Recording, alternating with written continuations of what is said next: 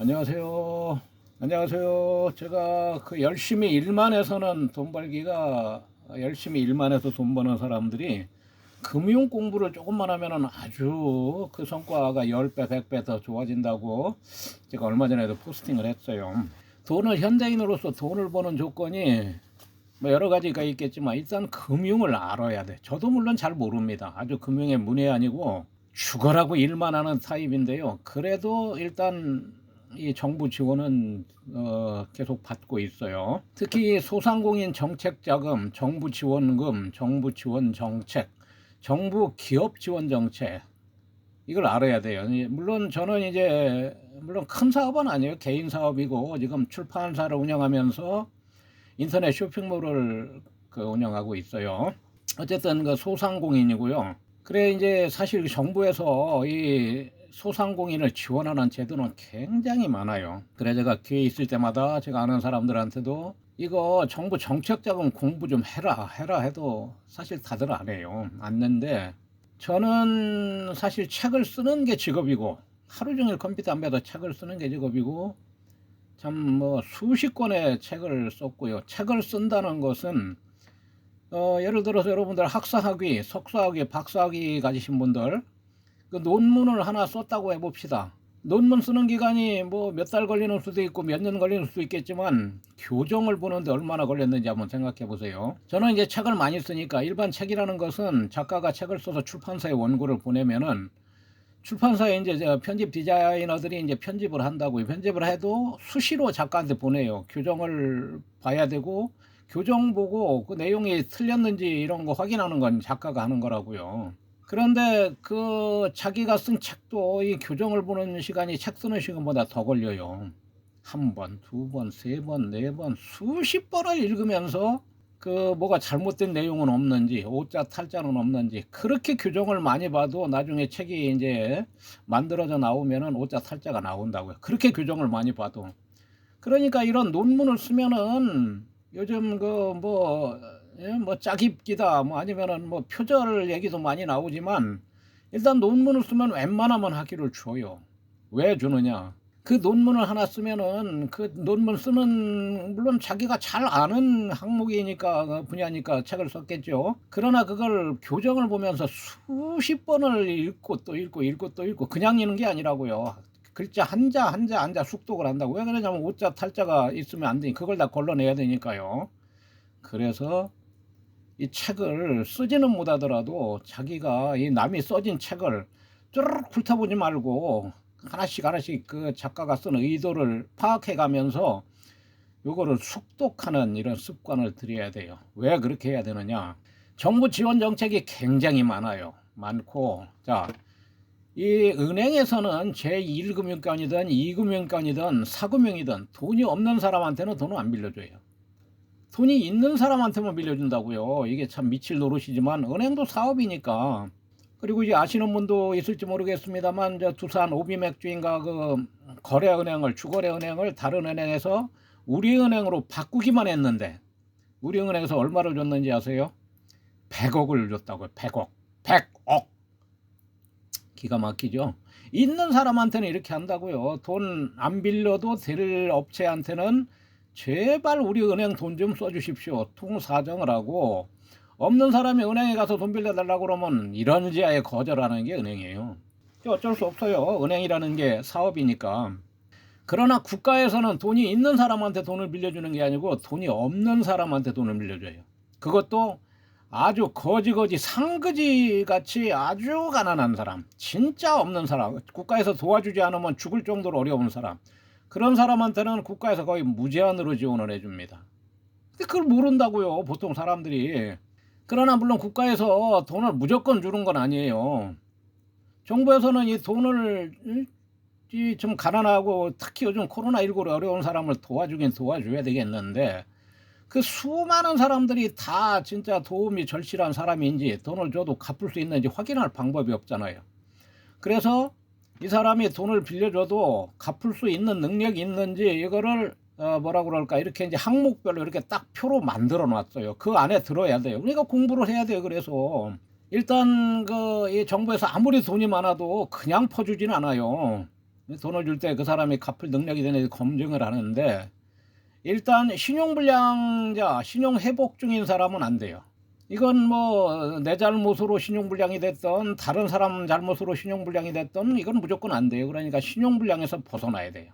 그 다음에 이제 국세가 체납돼 있으면 무조건 안 돼요. 지방세 체납도 안 되고 각종 뭐 휴대폰 요금이든 뭐든 공과금 체납이 하나라도 있으면은 일단 정부 지원금은 받을 수 없다, 이렇게 하셔야 돼요.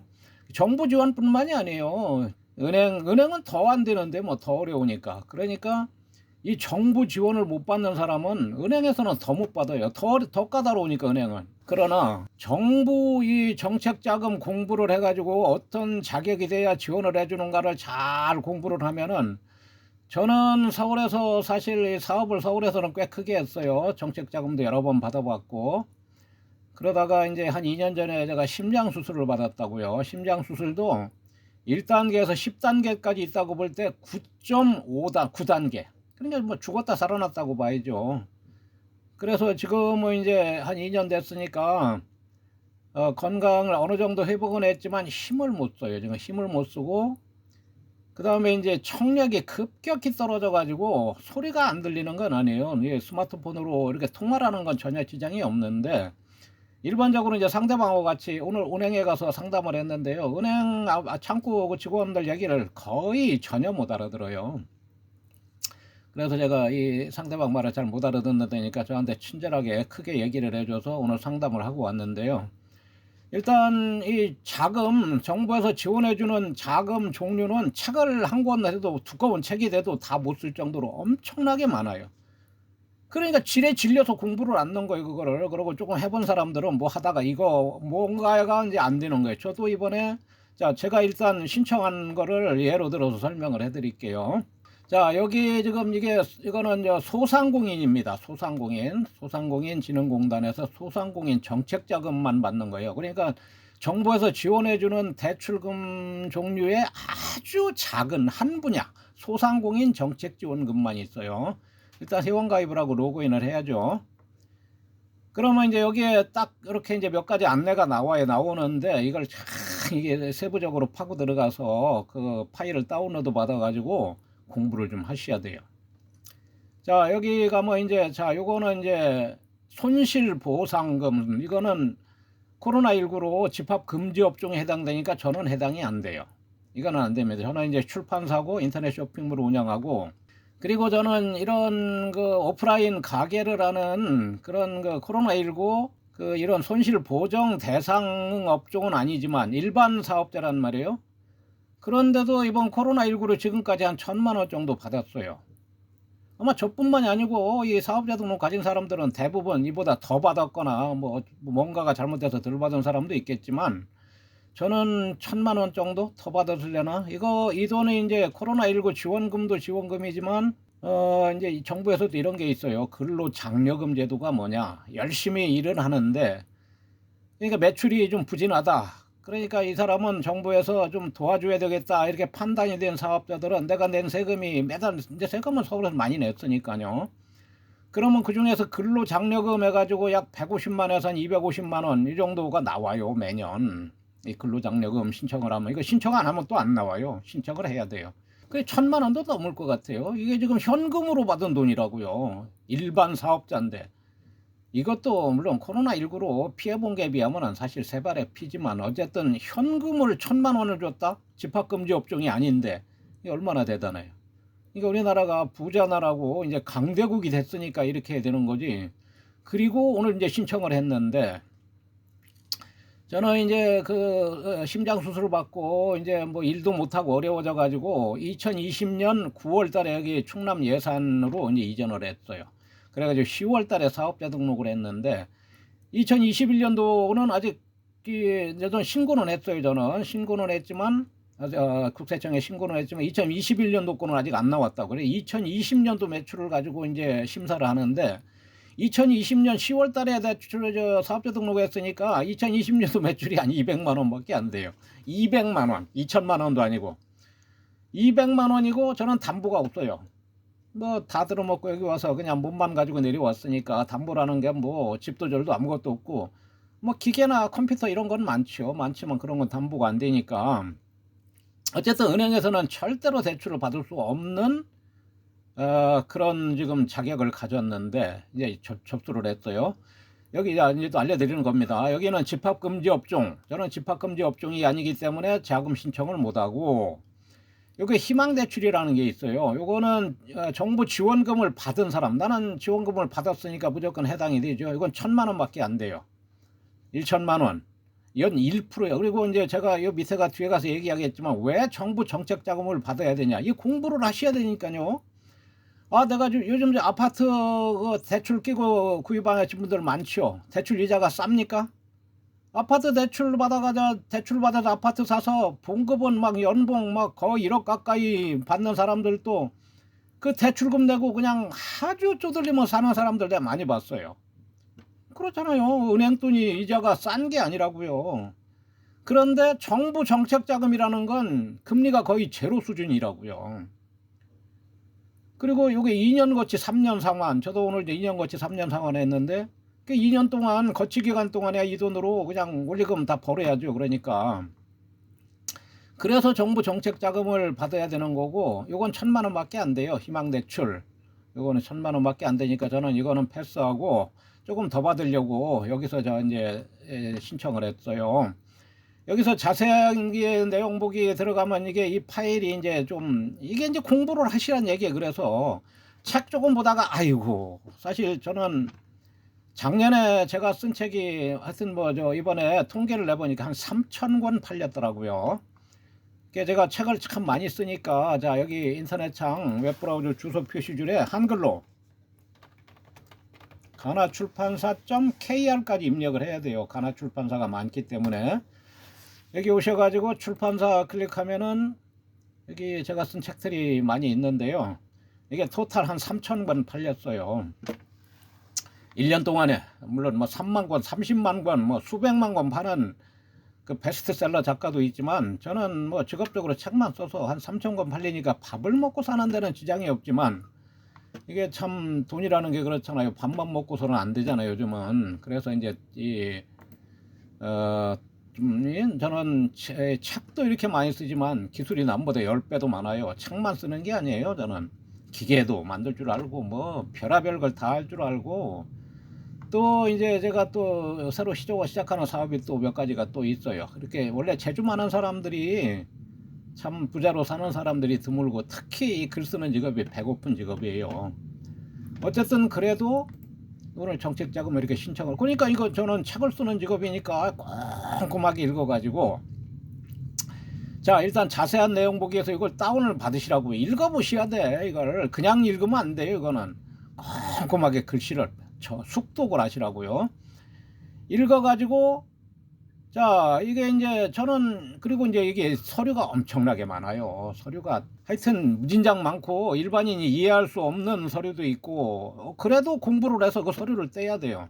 정부에서 이렇게 저리로 거의 이자도 없이 대출을 해줄 때는, 그러니까 이 서류만 보고 심사를 하는 거니까, 정부에서 정한 서류가 만족스럽게 제출이 안 되면 그건 서류 심사에서 탈락된다고요.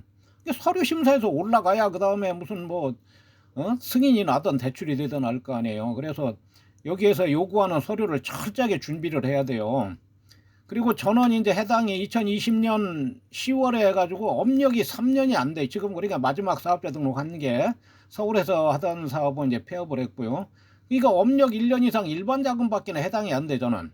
그래서 이제 이 자금이 한 3년 이상이거나 혹은 창업 초기 자금이거나 자기가 담보나 기타 무슨 여력이 있으면은 이건 정책 자금의 한도가 거의 없어요. 제한이 없어요. 저는 이제 한도가 7천만 원이 나왔어요.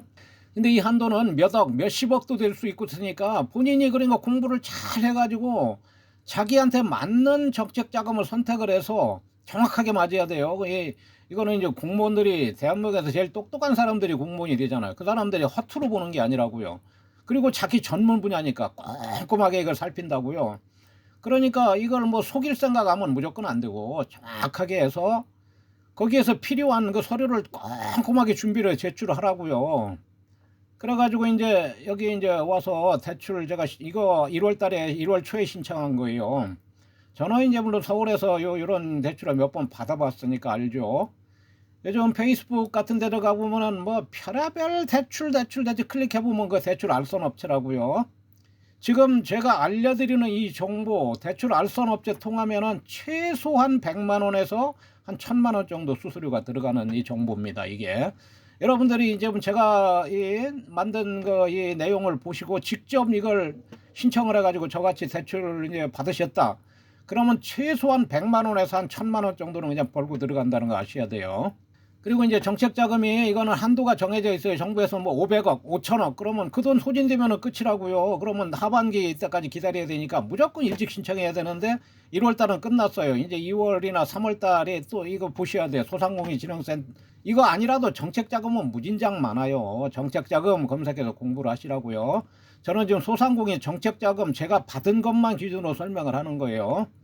자, 이렇게 해가지고 이제 이게 한 달 정도 되니까 이게 문자로 왔어요. 결과가 나왔으니까 들어가 보세요. 여기 확인서 출력하니까 이렇게 나왔어요. 금융기관용 일단 한도는 7천만 원이고 2년 거치 3년 분할이고 이거 은행으로 가져가라는 얘기예요. 이건 보증기관용 이렇게 나왔어요. 이게 이렇다고 무조건 7천만 원이 나오는 게 아니에요. 그러면 이제 여기서 또 이제 서류가 뭐라고 또 알려줘요. 그래서 서류 또 많은 거 다 준비해가지고 아이고 여기가 지금 군 농협인데 지나쳤어요. 지금 지나쳐서 농협이 우체국으로 들어갔는데 우체국에다 차를 내가 안 되게 천만다행이죠. 오늘 농협에 이제 농협은행에 가가지고 3시간 이상 상담을 했어요. 그러니까 여기다 3시간 동안 채다 놨으면 욕 바가지로 먹었죠. 자, 될 데가 없어서 우체국에다 댈까 하다가 나와가지고 공영주차장에다 댔어요. 됐는데 이게 시골 군 중에서도 이게 예산군이 아주 작은 군이라고요. 그런데 차를 댈 데가 없어요. 한 대도 댈 데가 없어서 이쪽에 그냥 비포장 울퉁불퉁한 데다가 할 수 없이 차를 댔어요. 아, 지금 대출해 준다는데 뭐 차 대는 게 문제예요 지금. 여기다 댔다고 차를 여기다. 아이고 하여튼 간신히 여기다 차를 댔어요. 돼가지고 아이고 그래가지고 이제 농협에 갔어요. 가서 이거를 지금 상담을 하고 왔는데 7천만 원 한도인데 한 3천이나 나올 것 같다 그러더라고요. 절반이나. 절반만 나와도 어디에요. 서울서도 그렇게 계속 받았는데요. 이게 정책자금도 이게 뭐 거의 한 1억 가까이 돼버리니까 그게 이자가 이것도 이렇게 싼데도 어쨌든 뭐 이자는 적다고 하더라도 올리고면 갚아야 되니까 아이고 제가 아주 이자만 뭐 사금융까지도 써가지고 얼마나 서울에 아마 빌딩 아마 2채나 샀을 겁니다. 지금까지 이자 낸 돈 따지면. 그러니까 정부 돈이든 은행 돈이든 빚이라고는 하나도 없이 내 돈만 가지고 사업을 하면 최고로 좋아요 그게. 그러나 그렇게 하는 사람이 몇이나 있냐고요. 그냥 사업하는 사람은 은행 이 금융을 모르면 안 돼요. 정부 정책 자금은 무조건 써야 되는 돈이고 금리가 없는데 거의 제로에 가까운데 뭐. 그래가지고 어쨌든 저는 이거 여러 번 받았으니까 이건 뭐 거의 99.9%는 나오는데 이거는 이제 오늘 농협에 가가지고 상담을 해서 서류 다 또 거기서 모자라는 서류 또 다시 떼어가지고 여기서 이제 그러니까 한도는 7천만 원이 나왔지만 실제 대출을 해주기는 농협에서 해주는 거잖아요.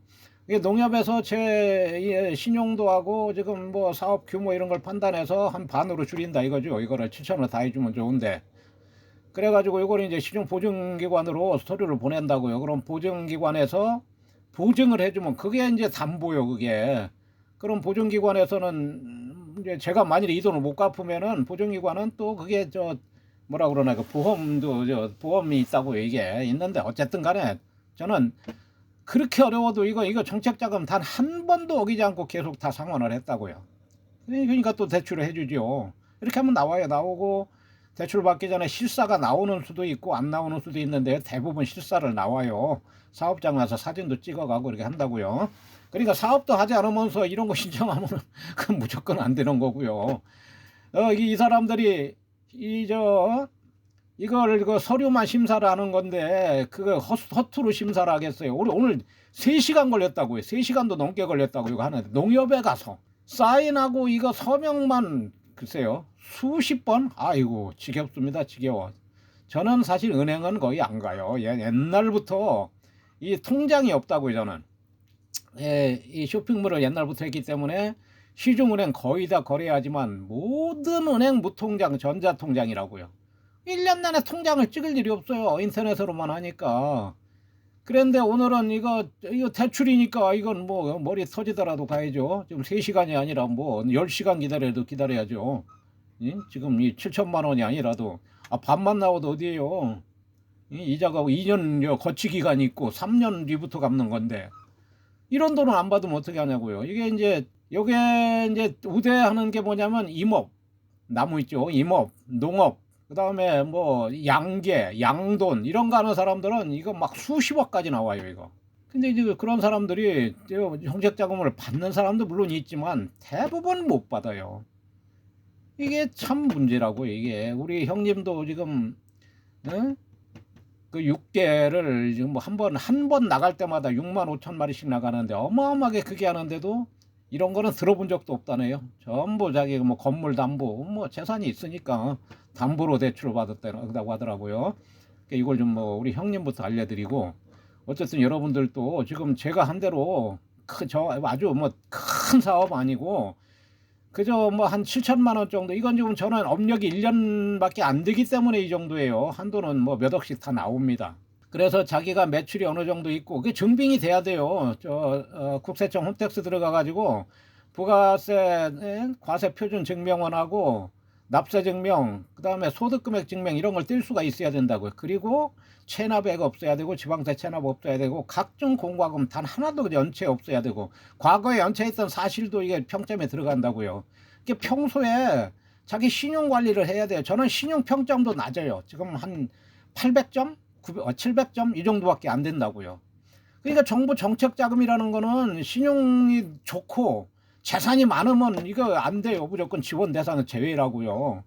그러니까 저는 뭐 물론 신용불량은 아니지만 사업을 하다 보면 그래요. 이게 사금융을 쓰면 신용 점수가 팍팍 깎여요. 뭐 사금융 업체에서는 저한테 욕을 할지 모르지만 사금융은 가능하면 쓰지 말아야 돼요. 그래서 사금융 저도 많이 쓰니까, 사금융을 쓰니까 신용 점수가 올라가질 않는 거예요. 그러니까 그걸 아시고요. 어쨌든 이게 연체 있으면 안 되고 납세 체납하면 안 되고 키를 쓰고 그걸 갚아야 되고, 신용불량이신 분들 아무리 재주가 많아도 신용불량은 뭐 죽어도 안 되니까 그건 뭐 신용불량에서 벗어나셔야 되고, 벗어나고도 금방 안 돼요. 이게 어느 정도 이게 신용이 점수가 관리가 돼야 되는데, 또 아주 신용이 낮은 사람한테 해주는 저 대출이 있어요. 신용 점수가 800점 이하, 800보다 높으면 안 돼. 그건 그 800점 이하. 그러니까 정부에서는 없는 사람들을 도와주는 제도가 굉장히 많다니까요. 가끔 가다 보면 뭐 참 정말 생활이 어려워서 극단적 선택을 하시는 분들도 많이 있는데요. 이런 제도를 잘만 알면은 절대로 그런 일이 없어요. 근데 모르죠. 모르니까, 모르고 알아도 지금 제가 여러 번 설명했죠. 이게 지금 제가 했지만 이게 쉬운 일이 아니에요.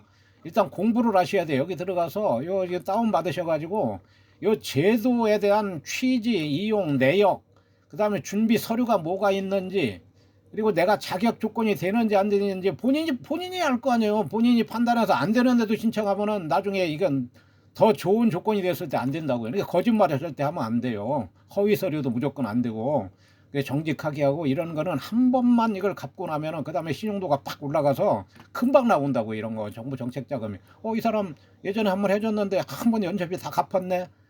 이 정부에서는 예를 들어서 제가 인터넷 쇼핑몰 책도 제가 썼어요. 거기에서 제가 얘기했습니다만, 이 사업자 등록을 하지 않고 쇼핑몰에서 판매하는 사람들이 있어요.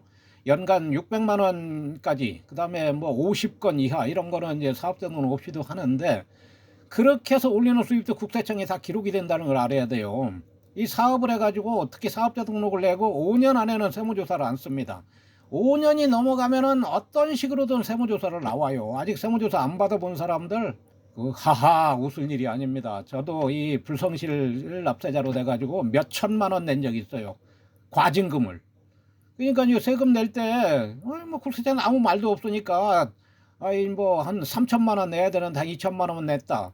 그 1,000만 원을 안 내냐? 1,000만의 말씀 만만의 콩떡입니다. 그 1,000만 원에 몇 곱적을 내야 돼요. 과태료에 과태료가 붙어가지고. 세금은 25%예요. 안 내면은 과태료가 25%부터 시작해가지고 40%인가 엄청나게 붙습니다. 물론 뭐 세금 안 냈다고 금방 잡아가진 않아요. 그러나 이제 고액 체납자는 뉴스에도 나오잖아요. 와서 막 집을 뒤지거나 압류를 하거나 그러죠. 근데 여튼간에 이 세금을 안 내려고 뭐 속이고 국세청이라서 아니 우리나라에서 제일 똑똑한 사람들이 공무원이 됐는데 그걸 모르냐고요. 눈 감고 아웅하고 그다음에 저 코로나19로 막 마스크 팔아서 막 하루아침에 수억씩 번 사람들 수억 벌었으면 그거 곱하기 2 이상 토해내야 돼요. 국세청에서 하하 하고 놔둬요. 돈 잘 벌게. 그리고 나서 한 5년 안에 5년 넘어가면 국세는 시효가 끝입니다. 5년 넘기 전에 반드시 징수를 합니다. 왜? 그 자기 그 국세 공무원은 실적이고 자기 평점이기 때문에 기를 쓰고 그거 받아냅니다. 그거 그냥 마스크 막 그냥 1,000원 받을 거 10,000원씩 받아가지고 몇 억 벌었다고 좋아할 사람들 그거 몇 곱절 물어낸다는 걸 꼭 명심하시기 바랍니다. 저는 그렇게 많이도 안 하고 약간씩 조금 덜 했고 그 다음에 이제 예를 들어서 목욕탕에 가서 카드 썼는데 그런 거 목욕비, 이발비, 먹는 거 이거는 세금에서 공제를 안 해줘. 근데 제가 다 공제를 받았다고요. 그거 국세청에서 고스란하지도 않아요. 아무 소리도 안 해요. 5년 안에 그대로 거기서 연 1년에 25%씩 해서 40몇 프로 그러니까 1,000만 원 안 냈다 그러면 최소한도 1,500만 원 내야 돼요. 그걸 몰라요. 이 사업을 하는 사람들도 그 모르는 이유가 세금을 조금씩 덜 내도 약간 차이 나는 거는 국세청에서도 그냥 넘어간다고요. 근데 많이 차이 나면은 그건 무조건 걸려요. 그 국세청에서 눈으로 보는 게 아니라고요. 그 프로그램으로 딱 돌려버리면 금방 나온다고. 예를 들어서 불법 프로그램 검사 옛날에 많이들 나왔죠. 그 뭐 컴퓨터 켜가지고 확인하는 줄 알아요? 거기다 그 디스크 지금은 이제 USB 이제 집어넣고 돌리면 이게 뭐 불법 프로그램 목록 쫙 나온다고요. 이거 안 당해본 사람은 모르죠. 제가 그 뭐 왜 돈 내고 프로그램을 쓰겠어요, 제가. 그러니까 그런 걸 아시고요. 자, 오늘은 저 소상공인 정책 자금에 대해서 얘기를 했는데 지금 제가 하는 얘기를 뭐 이해를 하시는 분들도 있을 테고 못 하시는 분들도 있을 텐데요. 제가 얘기를 못한 거 여기서 지금 안 보이는 이런 것들은 본인이 공부를 하셔야 된다는 얘기예요. 공부를 하셔가지고 최소한 저만큼만 알아도 일단 지금 뭐 저는 물론 저보다 나으신 분들은 뭐 그런지 않겠지만 지금 제 입장에서는 7천만 원이라 지금 3천만 원만 나와도 3,500, 4천만 나와도 어디에 지금 할아버지죠. 거기다가 이자가 연 1% 이건 그냥 없다고요. 이자가 없다고 생각해도 돼요. 정부 정책 자금은.